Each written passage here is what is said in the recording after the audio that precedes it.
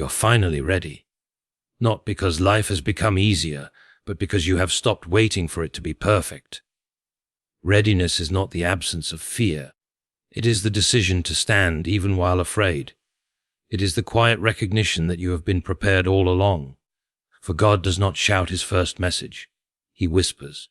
He stirs your conscience in the silence before he shifts your world in the storm. And tonight, the whisper has grown into a call. The call has grown into a command. And the command has found you ready. Do not look for thunder when the lesson began in a whisper. Do not despise small beginnings, for the smallest spark can light the darkest night. You wanted control, but God wanted surrender. And you discover that surrender is not weakness. Surrender is the key that unlocks strength. The chains break not when you tighten your grip, but when you open your hands. You thought your breaking point was the end, but heaven calls it the beginning. Every collapse has been construction in disguise. Every tear watered the ground for something greater to rise. Faith is not an ornament to hang on the wall of belief. It is a door, and doors are meant to be walked through. Step across the threshold, because faith unused becomes a story untold. And tonight that step matters, because delay is ending, because years of waiting are collapsing into one moment of obedience. What was slow becomes swift. What was distant becomes near. What was impossible becomes inevitable. You are finally ready, not because you feel worthy, but because God's timing has collided with your willingness. And when that happens, everything shifts. This is that moment. This is that night. And this is that message. Your readiness is the signal, and his word is the shift. Now, everything begins. You told yourself you would begin when the fear was gone, but the fear never left, and so you waited. You told yourself you would step forward when life became stable, but stability never came, and so you paused. You told yourself you would rise when the pain healed, but the pain only grew, and so you stayed seated. Yet here is the truth. Readiness is not the absence of these things. It is the recognition that you no longer need them to disappear. You waited for the perfect moment, but perfection is not a moment. It is a myth. It is the illusion that has kept you bound in delay. Readiness is not when the road is clear. It is when you choose to walk while the fog is still thick. It is when you take the first step while the ground still shakes beneath your feet. For if you wait until you feel ready, you will wait until your bones grow silent in the grave. Readiness is not a feeling. It is a recognition that you have carried everything you need all along. The world will tell you to measure readiness by how strong you feel. But strength is not proven in comfort. Strength is proven in resistance. Strength is proven in walking forward, even when weakness presses heavily on your chest. You are not ready when life is easy. You are ready when life is difficult, and you still say yes. Look back at your journey. Notice the battles you thought would destroy you. Notice the nights you thought would swallow you. Yet here you are, still breathing, still standing, still searching. If survival did not prove readiness, what else will? You thought readiness was about more resources, but resources without resolve are useless. You thought readiness was about more knowledge, but knowledge without courage is paralysis. You thought readiness was about more confidence, but confidence without action is vanity. Readiness is not the moment when fear disappears. It is the moment when fear loses its power to stop you. Readiness is not when the voices of doubt fall silent. It is when their shouting no longer dictates your steps. Readiness is not when the storm subsides. It is when you dare to lift your sail in the middle of the storm, knowing the wind that threatens you is the same wind that can carry you forward. So you are finally ready, because imperfection no longer intimidates you. You are finally ready, because you have realized brokenness is not disqualification, it is preparation. The scars you carry are not signs of weakness. They are signs of survival. They are proof that you have endured enough to trust that you can endure again. You do not need a life without cracks. You need the faith to believe that even cracked vessels can carry living water. And that faith, that recognition, is readiness. Think of it this way. An artist does not wait for the canvas to be spotless. He paints over imperfections and turns them into meaning. A builder does not wait for land without rocks. He builds on the foundation he has. So why do you wait for flawless circumstances to build your destiny? Readiness is not the voice that says, "No, everything is perfect."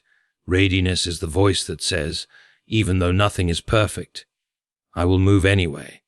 And that is why tonight matters. Because tonight you are no longer seeking a life without obstacles. You are embracing the truth that obstacles are the evidence you are alive, the proof that you are in motion, the sign that you are walking toward something greater. So hear this clearly. You do not need to be fearless. You do not need to be flawless. You only need to recognize that your willingness outweighs your hesitation. That is readiness. And readiness, true readiness, is the doorway to transformation. It is the place where whispers turn into calls. It is the place where surrender begins. It is the bridge that carries you to the message waiting in the night. And because you now see this truth, you are finally ready for the next message. The whisper that began in silence is about to shake the earth. You thought readiness would come with a trumpet blast, but it came with a whisper. Not a roar, not a shout, a whisper. Because God does not always announce the beginning of change with earthquakes. He begins with subtle stirrings in the soul. That unease you carried in the quiet hours. That restlessness you could not explain. That tug when you tried to ignore the thought. Those were not accidents. Those were whispers, and whispers are dangerous things. Not because they are loud, but because they are persistent. They return to you when you try to dismiss them. They echo inside even when the world outside is silent. The whisper says, "You were made for more." The whisper says, "This place is not your ending." The whisper says, "Rise." And when you finally recognize the whisper, you realize it is not weakness. It is preparation. For before God shakes the earth, he shakes the heart. And once the heart is stirred, the world cannot remain the same. You wanted a sign in the sky, but he gave you a stirring in the soul. You wanted lightning to split the heavens, but he gave you a conviction you could not silence. The whisper always comes first, because whispers test your listening. Anyone can notice thunder. Only the willing notice stillness. You thought you were waiting on God, but perhaps he was waiting on you, waiting for you to honor the whisper before he trusted you with the roar. Do not despise the small conviction, for the smallest conviction, if obeyed, can become the turning point of an entire life. It was only a whisper that told Noah to build. It was only a whisper that called Abraham to leave. It was only a whisper that stirred David's heart before he ever held a stone in his hand.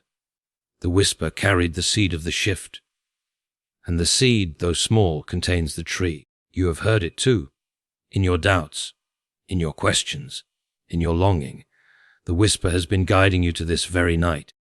But here is the truth. The whisper is easy to miss if you expect the spectacular. The whisper is easy to ignore if you demand certainty.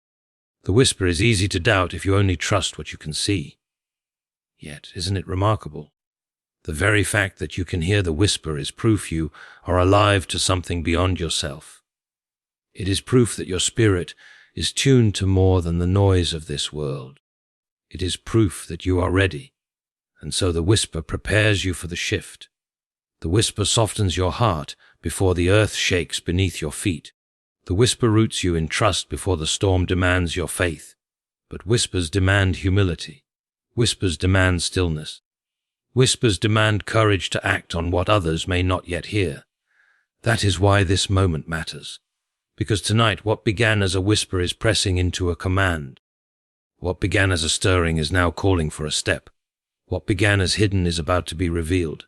The earth will shake, but the shake will not surprise you, because you honored the whisper long before. And this is the beauty of God's timing. He whispers before he moves, so that when the ground trembles, you are not afraid, you are aligned. Small convictions precede great transformations. The whisper you once doubted is about to become the roar that defines your life. And when it comes, you will not say, "I was unprepared." You will say, I recognized it when it was still a whisper. So hold this truth. Before the shift breaks into the open, the whisper has already prepared the foundation. And because you listened, you are ready for the next unveiling, for the next movement, for the next call. The whisper has carried you here. And now, the shaking begins. You heard the whisper. You felt the stirring.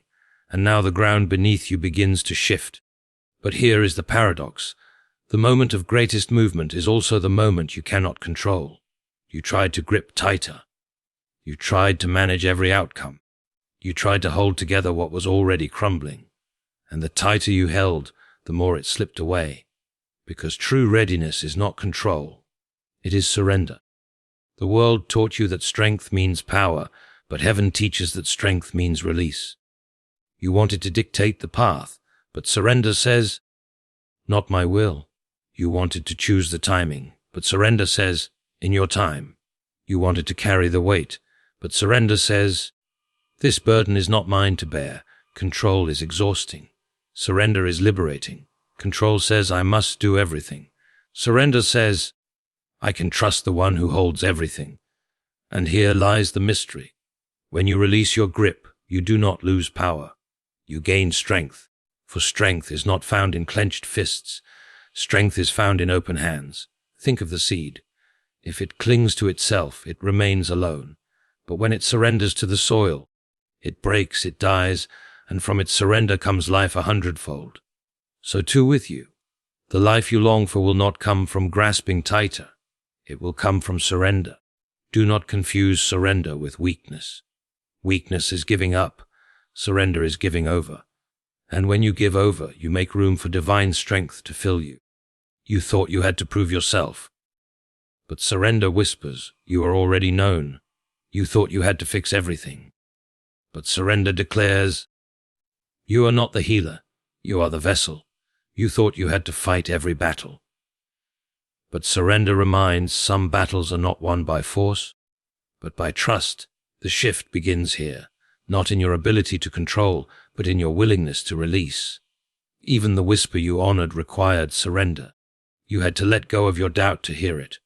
You had to release your pride to obey it. And now, as the earth begins to shake, you must surrender even more. For what you cannot surrender will eventually control you, and what you release into God's hands becomes transformed. Think of the broken pieces you carry. When you clutch them, they cut you. But when you surrender them, they become mosaics of grace. Think of the burdens on your shoulders. When you cling to them, they crush you. But when you surrender them, they become testimonies of strength. Surrender is not escape. It is alignment. It is placing your small story into the hands of a greater author. And when you do, you discover that the very act of surrender unlocks a strength you never knew existed. Strength to walk when the path is unclear. Strength to endure when the night is long. Strength to rise when the weight of the world presses down. This is why surrender matters now. Because the shaking has begun, and the only way to stand firm is not by gripping harder, but by releasing more. The whisper prepared you. The shaking awakens you. But surrender sustains you. For every transformation is born in surrender. Every resurrection is preceded by a laying down. Every new beginning demands an ending, so let it go. Let go of the illusion that you must carry it all.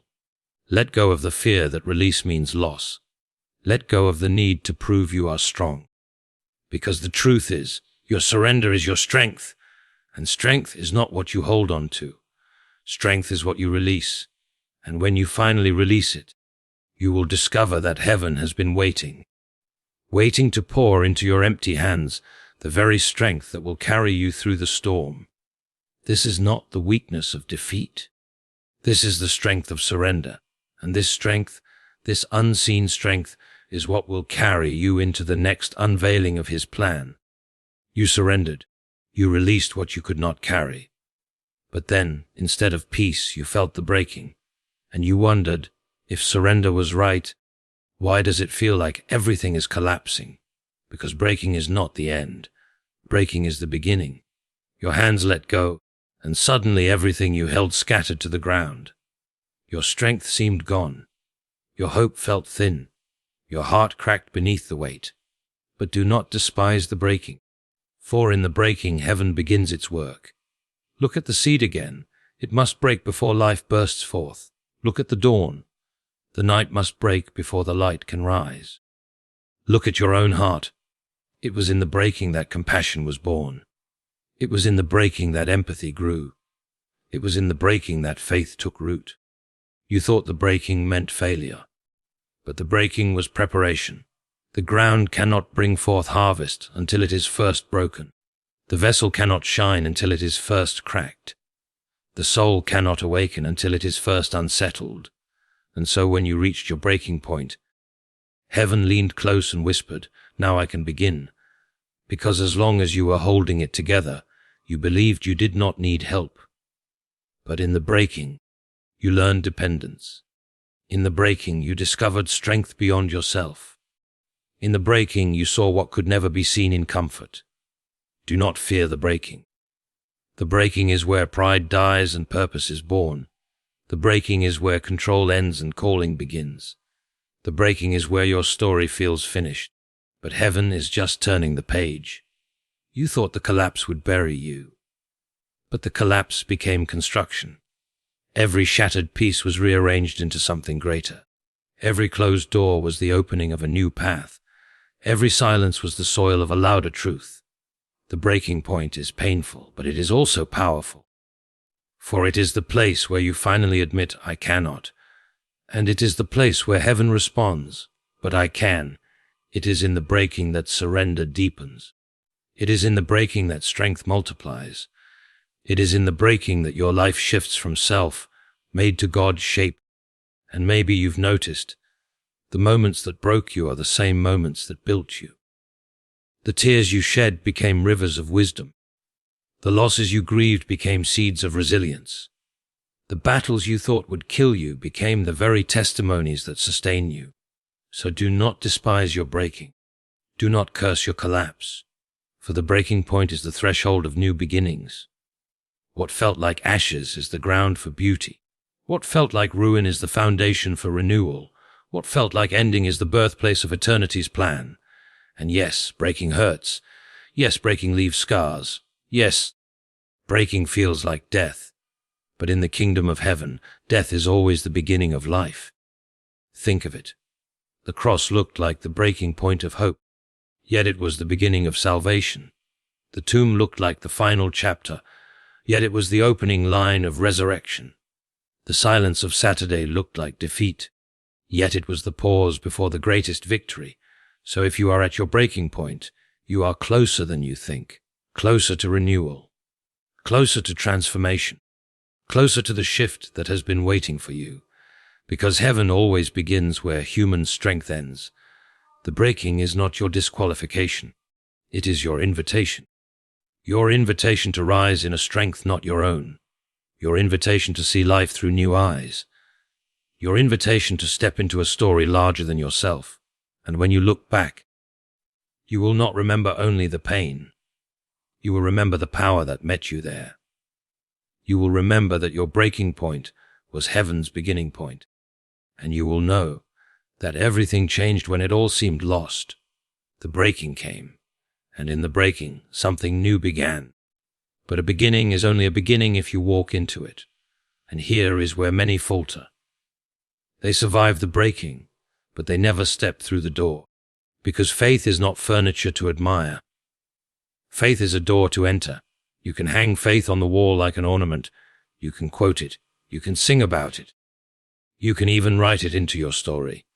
But until you walk through it, faith remains decoration, not transformation. Think about a door.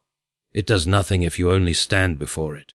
You must decide to turn the handle, to step across the threshold, to leave one room and enter another.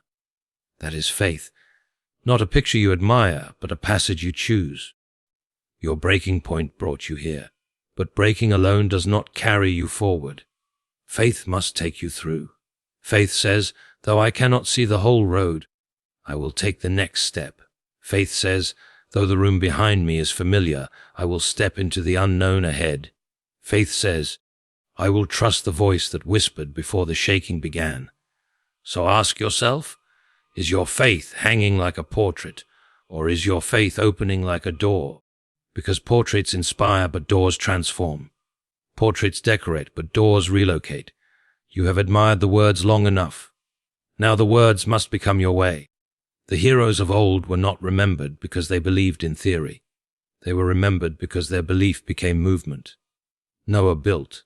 Abraham left. Moses stepped forward. Peter walked on water. None of them framed their faith on the wall. They walked through it like a door. Faith is not proof you hold in your hands. It is the courage you carry in your steps. And here is the risk. Every door requires leaving something behind. The familiar room, the comfortable ground, the safe certainty.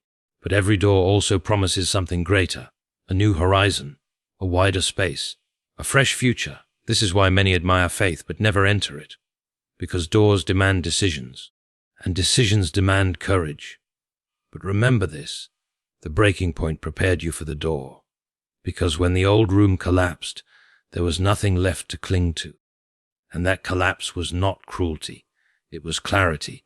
It was heaven showing you that you cannot stay where you were. Faith does not always feel strong. Sometimes faith feels like trembling hands on a doorknob. Sometimes faith feels like one step taken while your knees shake. Sometimes faith feels like silence met with trust anyway. But here is the miracle. Once you walk through the door, strength you never knew rises within you. Once you cross the threshold, vision you never saw becomes clear. Once you step forward, the God who whispered proves he was leading all along. So do not let faith remain on your wall. Do not let it remain a song you sing or a verse you quote. Let it become the doorway you step through. Because faith was never meant to decorate your life. Faith was meant to direct your life. And when you finally step across, you discover that faith does not only move mountains. Faith moves you from despair to hope, from fear to courage, from endings to beginnings. And that step, that simple, trembling, undeniable step, is what transforms breaking into building, loss into renewal, and whispers into realities. The door is before you now. It is not locked. It is not distant. It is not impossible. It simply waits for you to walk through. Because faith unused is a picture. Faith used is a passage. And tonight, the passage stands open. You stood before the door, and with trembling faith you stepped through. You thought it would be another long road. You thought it would take years to see fruit. But the moment you aligned with his timing, everything began to shift. Because when God moves, delay collapses into acceleration. All the seasons you thought were wasted. They were not wasted. They were preparation. They were roots growing in silence. They were foundations hidden beneath the surface.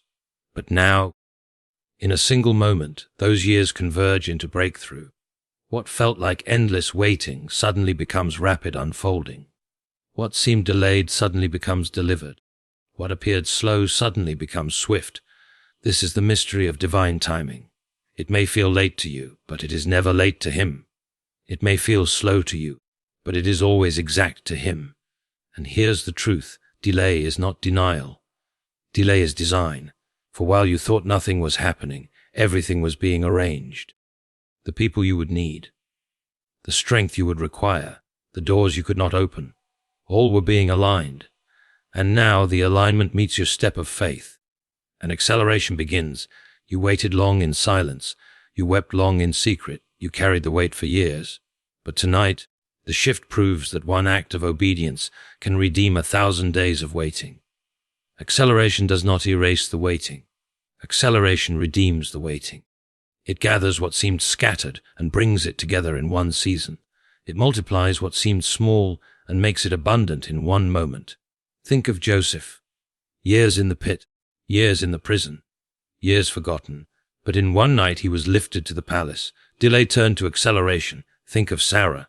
Years of barrenness, years of longing.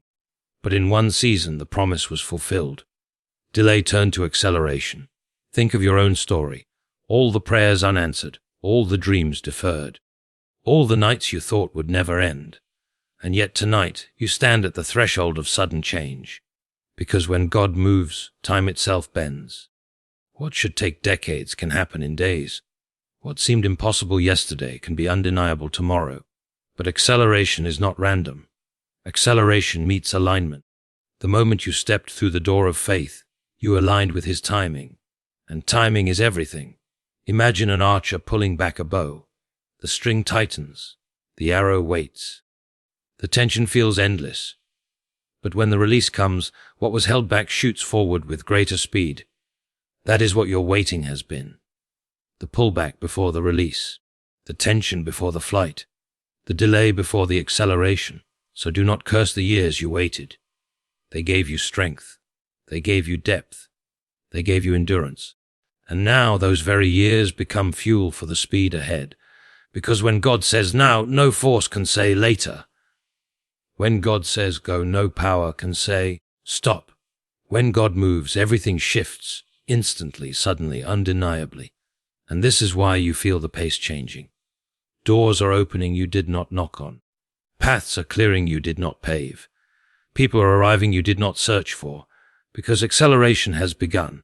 But hear this, acceleration is not only about speed. It is about purpose fulfilled in perfect time. It is about restoration of what was lost. It is about multiplication of what was small. One moment in his timing is greater than a lifetime in your own. And so tonight you are not just moving forward. You are moving faster. You are not just stepping into change. You are stepping into acceleration. The whisper prepared you. The surrender positioned you. The breaking humbled you. The door of faith carried you. And now, the timing of God propels you, and what once felt delayed will now feel unstoppable.